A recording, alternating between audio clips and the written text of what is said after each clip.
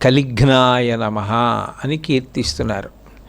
ఇది మనకి అన్వయం చేసుకోవడంలో అత్యంత ప్రధానమైనటువంటి నామం. ఎందుకనంటే అనేక యుగాలు ఉంటాయి, అందులో 4 యుగాలు. 4 యుగాల్లోనూ కలియుగం అనేటటువంటి దానికి ఉండే లక్షణాలు కలియుగానికి ఉంటాయి. కలియుగానికి ప్రధానంగా ఉన్న లక్షణం ఏది అంటే పాపముల యందు అనురక్తిని ఎక్కువగా కల్పిస్తుంది.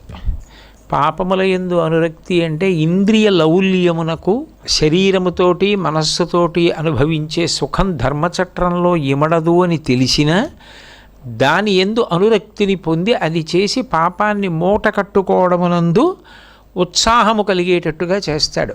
తద్వారా మళ్ళీ మనుష్య జన్మ పొందడానికి అవకాశాన్ని కూడా తగ్గించేస్తాడు. పాపం మరీ ఎక్కువైపోయింది అనుకోండి, ఎక్కువైపోతే అప్పుడు మళ్ళీ తిరిగి మనుష్య జన్మని పొందడం అంత తేలిక కాదు. కనీసం పుణ్యం కూడా పెరుగుతూ ఉంటే ఏమో ఆ విషయం ఎట్లా ఉంటుందో, కానీ పుణ్యం తగ్గిపోతూ పాపం పెరిగిపోతుంది అనుకోండి, పెరిగిపోతే అప్పుడు మళ్ళీ పునర్జన్మలో మనుష్య జన్మ వస్తుందని నమ్మకం ఎట్లా కలుగుతుంది? ఎందుకనంటే ఉన్న జన్మలలో ఉత్కృష్టమైన జన్మ నరజన్మ. కాబట్టి పాపములు చెయ్యాలన్న అనురక్తిని కలిపురుషుడు చాలా ఎక్కువగా కల్పిస్తాడు. విశేషించి ఈ కలియుగానికి అది ఒక్కటే లక్షణము అనుకుంటే పొరపాటు. ఎందుకనంటే వ్యాసుల వారు కలియుగం గురించి 2 పర్యాయములు ఒక మాట అన్నారు, కలి సాధుహు కలి సాధుహు అని. అంటే కలి చాలా మంచివాడు అని. అంటే కలియుగం మంచిది, కలియుగం మంచిది అని.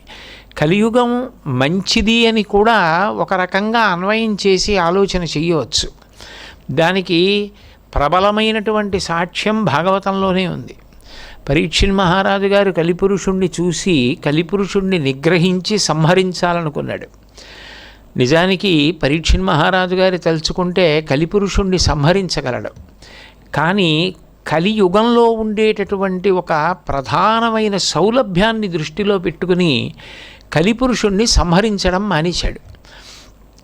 చేసిన కాని పాపములు చెందవు, చేయతలంచినంతటన్ చేసేదనన్న మాత్రమున చెందు కదా కలిలోన పుణ్యముల్, మోసములీదటంచు నృపముఖ్యుడు కాచ కలిన్ మరందముల్లాసము తోడగ్రోలి విరులం తెగవేయక చూచెడి తిటికైవడిన్ అన్నారు. కలిపురుషుడికి ఉండే గొప్ప లక్షణం ఏమిటి అంటే చేసిన కాని పాపములు చెందవు, చేస్తేనే పాపం వస్తుంది. చేసిన కాని పాపములు చెందవు, చేయ తలంచినంతటం చేసేదనన్న మాత్రమున. అసలు